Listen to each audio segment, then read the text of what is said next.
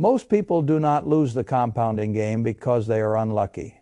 They lose because the engine is silent at the exact moment they need proof. In the beginning, the machine does not roar, it coughs, it rattles, it looks almost insulting. You feed it money, and nothing in your life appears to change.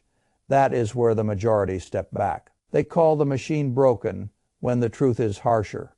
The machine was working, their patience was not. I have spent my life watching people misunderstand how wealth actually moves. They imagine compounding as a dramatic event, a lucky year, a sudden breakout, a chart that explodes upward like fireworks. That is not how it feels from the inside. From the inside, compounding feels like sacrifice without applause. It feels like saying no to things you can afford in order to own things that can one day afford you. It feels unfair in the early years, and almost unfair in your favor in the late years.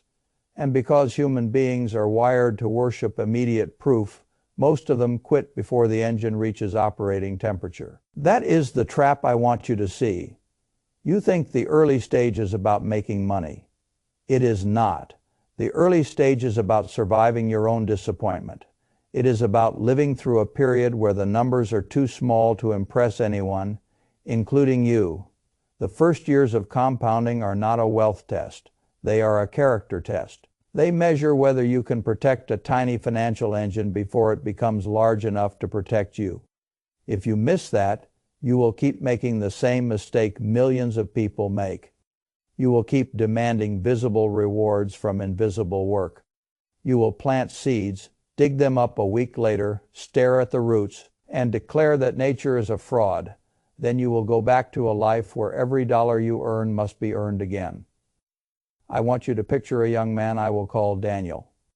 Daniel works in a customer support center under fluorescent lights, 40 hours a week, wearing a headset that makes every day feel like someone else owns his nervous system.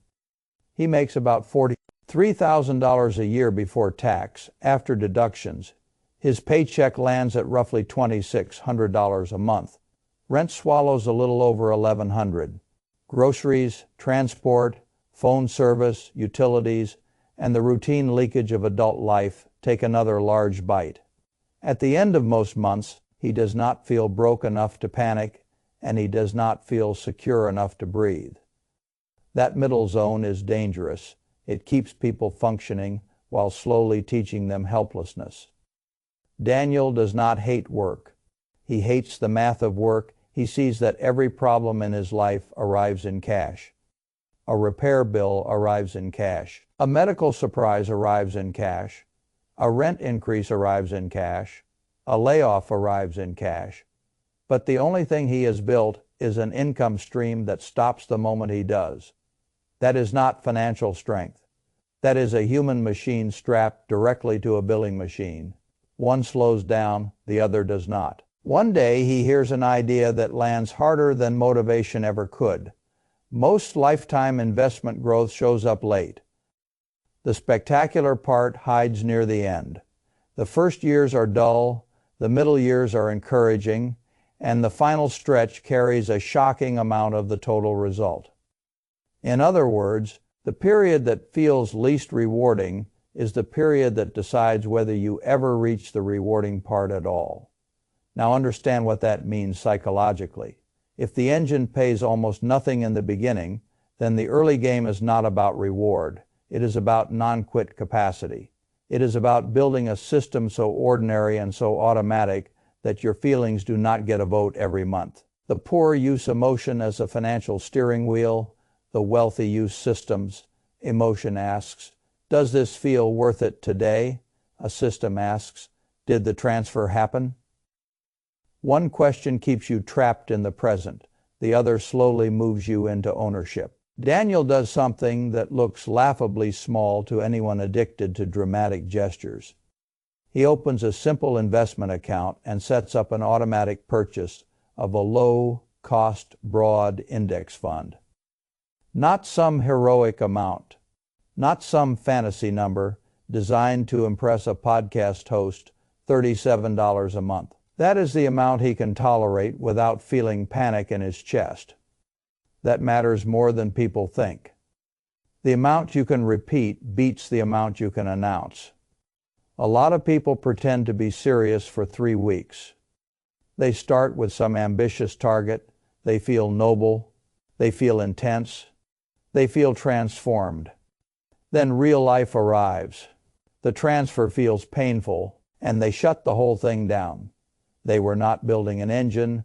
They were staging a mood. Wealth has no interest in your mood. Wealth responds to structure.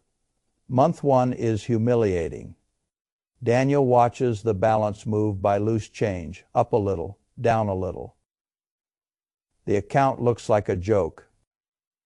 He could have kept the money and bought convenience. He could have ordered dinner twice and felt more immediate pleasure than he feels from staring at a tiny position in a fund he does not emotionally connect with. This is the first chamber of the engine. I call it the dead dashboard stage. The engine is on, but every dial looks asleep. That is where most people misread the process. They think stillness means failure. Often stillness is simply the price of entering an exponential game from a very small base. By the 3rd month, the balance is barely over $100. The financial media are screaming about inflation, interest rates, recession risks, rallies, dips, and all the usual theater that turns ordinary people into nervous spectators. Daniel checks the balance and feels foolish. He is doing all this discipline for a number, so small it can disappear in one minor emergency. This is where the average person says something incredibly expensive. I will do this properly later when I have more money. Later is where financial lives go to die. Later is the religion of people who want a future without paying present costs. But compounding does not reward intention. It rewards time under tension. Every year you delay is not just a lost year of contribution. It is a lost year of doubling potential. Early dollars are tiny employees that, if hired young, can work multiple full careers for you. Late dollars may still help, but they do not get the same number of shifts. Daniel makes one decision that changes everything. He refuses to let the account become a source of drama. For the first year, he treats the monthly purchase like rent, like electricity, like any unavoidable bill. It leaves. He does not negotiate with himself. He does not reopen the debate. He does not ask whether this month feels special. He removes the performance from it. That is the first sign that somebody is moving from consumption to ownership. Owners automate what consumers endlessly discuss. Around the halfway point of that first year, something small but emotionally important happens. The account crosses a modest threshold, not enough to change his life, enough to change the direction of his self-image. For the first time in his adult life, a line connected to his money does not only represent effort leaving him, it represents capital accumulating for him. That is a subtle moment, but it matters. Wealth is built twice, once in numbers and once in identity. The numerical engine is slow.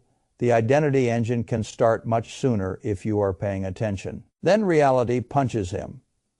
The car needs repair. The bill is large enough to erase the little account, if he chooses the easy path.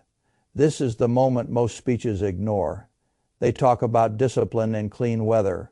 Real discipline shows up when life offers you a perfectly reasonable excuse to break your own pattern.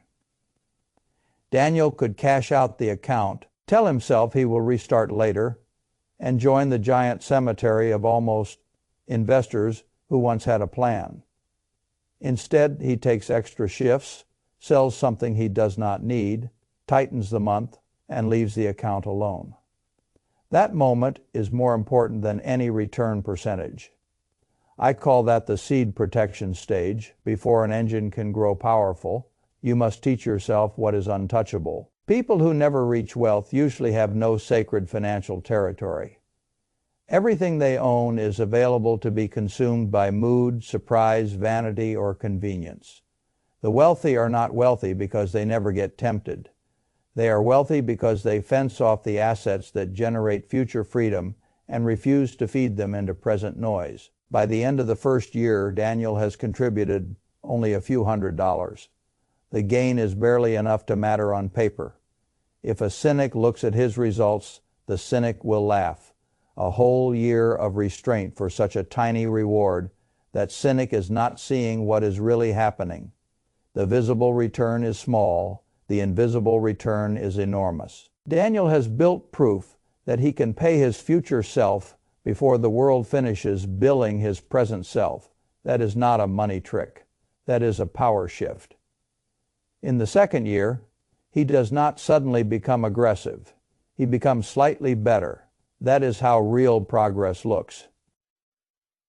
He gets a little overtime. A small raise arrives. Instead of upgrading his whole lifestyle one notch every time income rises, he sends fragments of improvement into the engine. $5 more here, $7 more there. A tax refund contributes a little extra. Nothing he does would make a viral video. That is precisely why it works. The public is drawn to financial theater. Private wealth is built in boring increments that nobody wants to post. Now the engine enters a stage most people never notice clearly enough. The account begins to separate from his labor. Not fully, not dramatically, but enough that the difference becomes emotionally real. The balance is no longer merely what he put in. It is what he put in plus something that showed up without another hour of his life being sold. Your money is still a weak employee, but now it has clocked in. That is the beginning of freedom. When your household has only one worker, every setback is personal, every gain is personal, every missed shift is personal, every injury, every exhaustion cycle, every burnout period lands directly on your finances because there is no second source of effort. But once capital begins to produce even a modest return, you have hired a second worker that does not sleep, does not ask for weekends, does not need motivation, and does not care whether you feel inspired. The first dollar of autonomous return is tiny in quantity and enormous in meaning. It proves the machine can eventually carry part of the load. This is where you need to understand the brutality. Most people raise spending almost in sync with rising income. Their paycheck grows and their obligations grow with it. Better apartment, nicer car, more subscriptions, more food bought for convenience instead of necessity, more status spending disguised as self-care, more small comforts that quietly become permanent. They are not feeding an engine. They are increasing the weight attached to their ankles. Then they wonder why freedom keeps moving away from them. The answer is simple. They convert every income gain into a fixed cost prison before capital has a chance to turn it into leverage. Daniel does something different. He allows improvement, but he delays it. That delay is not deprivation. It is strategic oxygen. When friends upgrade immediately, he waits. When coworkers finance identity purchases, he stays quiet. When somebody jokes that he is too cautious, he smiles and changes the subject. One of the most expensive addictions in financial life is the outer scorecard. People would rather look richer this year than be freer 10 years from now. They trade invisible strength for visible proof. That is a terrible bargain. By year 5, the account is still not a miracle. That is another point worth understanding. A wealth engine does not become beautiful when you want it to. It becomes beautiful when the math says it can. Daniel has put in a few $1,000s over several years. The total value has grown beyond that, but not by a life-changing amount. If you are addicted to quick validation, this still looks unimpressive. That addiction is exactly why so many intelligent people remain financially weak. They keep abandoning compounding because it refuses to flatter them on a human timeline. But beneath the surface, the dollars invested in year 1 are aging differently from the dollars invested in year 5. Early dollars have more runway, more reinvestment cycles, more opportunities to multiply. This is why the beginning matters so much more than the ego likes to admit. A small amount invested young can outperform a much larger amount invested late, because time is not a neutral ingredient. Time is the multiplier that turns effort into asymmetry. The poor think in amounts, the wealthy think in durations. A person obsessed only with amount asks, "How much can I invest?" A person who understands compounding asks, "How long can I keep this engine alive?" That is the better question. Somewhere between year 7 and year 10, the engine crosses a line that is invisible until you reach it. The portfolio begins generating gains in strong periods that rival or exceed Daniel's own contributions. He checks the balance after a good stretch and realizes something has changed in the emotional structure of his life. For years, he was the one dragging the machine uphill. Now the machine is pulling with him. This is the power crossover stage.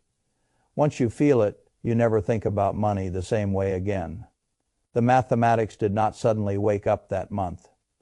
The magic did not suddenly appear. The dramatic bend in the curve was being prepared by thousands of dull decisions. Nobody would have celebrated. That is the insult and the beauty of compounding. The world notices the harvest and ignores the seasons that made it possible. People applaud the visible surge and overlook the decade of ordinary repetitions that created it. Then they call the winner disciplined, as if discipline were a personality trait instead of a system defended through boredom. Now let me say something that may sting. A lot of you do not actually have a money problem. You have a boredom problem. You say you want financial freedom, but what you really want is emotional excitement with a financial label attached to it. You want the dramatic stock, the hot theme, the thrilling move, the heroic pivot, the visible proof that you are doing something special. That craving is poison in the early compounding years because the early years are mostly plain. The person who needs stimulation will keep sabotaging the process. The person who can tolerate monotony can become dangerous. I never built my life by demanding fireworks from sound decisions. I built it by respecting accumulation. Compounding is not a casino trick. It is a reward structure for rational consistency. It pays the person who can keep feeding a machine long after the novelty has died. That is why the middle class so often underestimates it. They are trained by work to expect a direct relationship between effort and immediate pay. Compounding breaks that mental model. In the beginning, effort and visible reward are badly mismatched. Later, the mismatch flips violently in your favor. That flip is what changes a life. When your capital begins producing several $1,000s in a year without asking for extra labor, you start to see salary differently. You stop treating every expense as something that must be financed by your next work week. You begin to understand refusal power.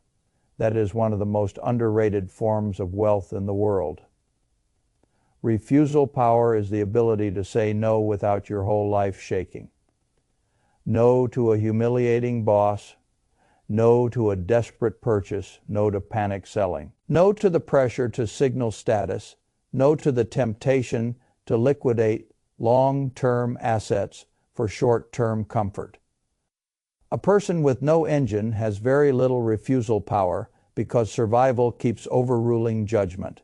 This is why the beginning of compounding should be treated like building armor, not chasing applause. Armor is not exciting while it is being forged. It is hot, repetitive, and expensive. But when the strike comes, everyone suddenly understands why it mattered. Your emergency fund is armor. Your automatic investing habit is armor. Your delayed lifestyle upgrade is armor. Your refusal to raid productive assets is armor. The problem is that most people only respect armor after damage arrives. Before damage arrives, they call it caution, overthinking, or missing out. I prefer looking foolish in the short term to being fragile in the long term. Look at what actually happens when the engine keeps running. The early years were about proving the system could survive. The next years were about proving the system could separate from labor. The later years become a handoff. That is the final and most important stage. The handoff stage is when your past discipline begins to outwork your present effort. Yesterday's decisions start carrying more weight than today's sacrifice. The younger version of you, the one who invested tiny amounts when nobody cared, begins paying bills for the older version of you. That is one of the most satisfying transfers in economic life. Time finally starts sending you a check, but there is a dark mirror to that. If you spend the first decade killing the engine, time sends you the opposite bill. That bill shows up as dependence, panic, low bargaining power, career desperation, and the humiliating discovery that decades passed without a financial structure ever taking shape. A person who wastes 10 years is not merely 10 years behind in dollars. He is 10 years behind in habit strength, 10 years behind in identity, 10 years behind in tax, free growth, 10 years behind in market exposure, and 10 years behind in learning how to keep his hands off his own future. That is why I get impatient when people talk casually about starting later. Later is not neutral. Later is expensive. Do not misunderstand me. The answer is not self-punishment. It is not living a joyless life. It is not pretending that coffee, dinners, or small pleasures are the reason somebody is poor. The issue is not pleasure. The issue is whether your life is organized to keep capital alive long enough to matter.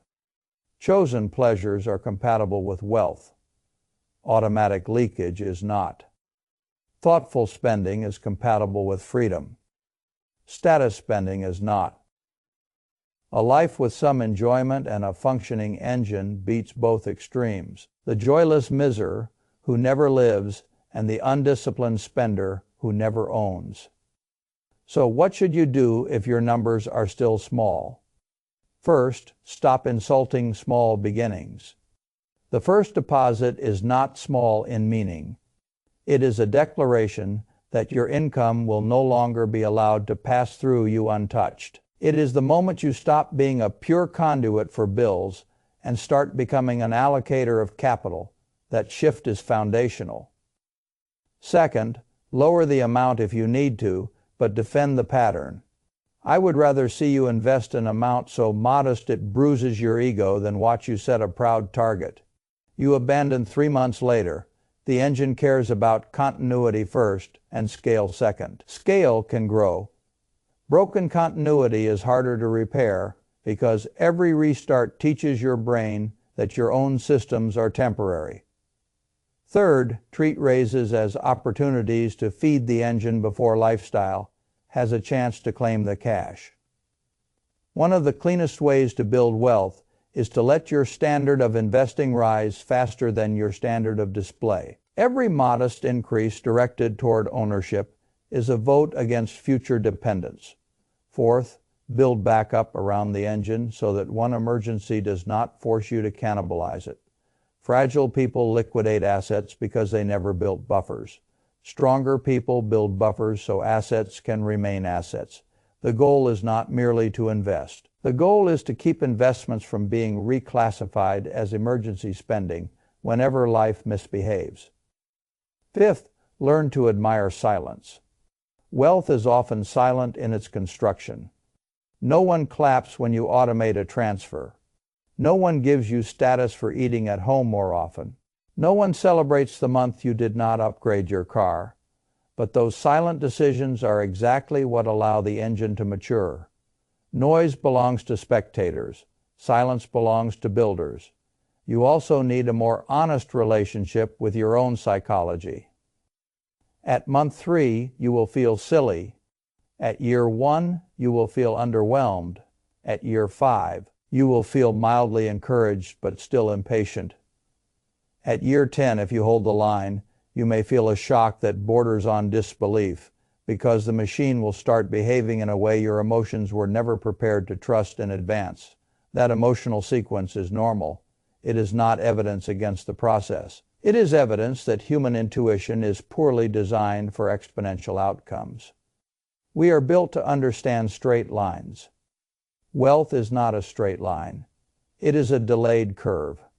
The people who get rich from ordinary means are usually not the ones with the highest IQ. They are the ones who can stay attached to a good process while their intuition keeps whispering that nothing important is happening. That is why I want you to stop asking the wrong question. Do not ask whether the first $100 matters. Do not ask whether $37 a month is embarrassing. Do not ask whether year one returns are worth the effort. Ask whether you are willing to build a machine that can eventually replace a portion of your labor. Ask whether you want a life where every bill must be answered by fresh exhaustion. Ask whether you want your future to depend entirely on your continued obedience inside somebody else's system.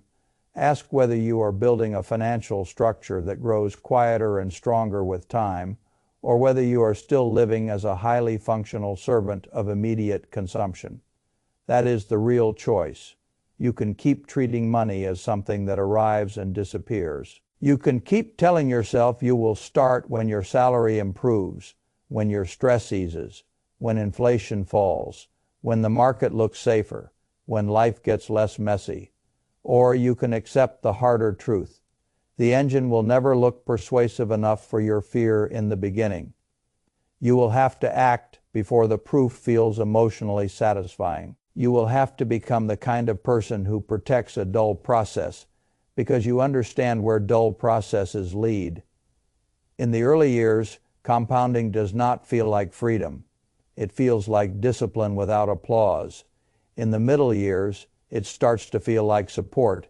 In the later years, it feels like a force.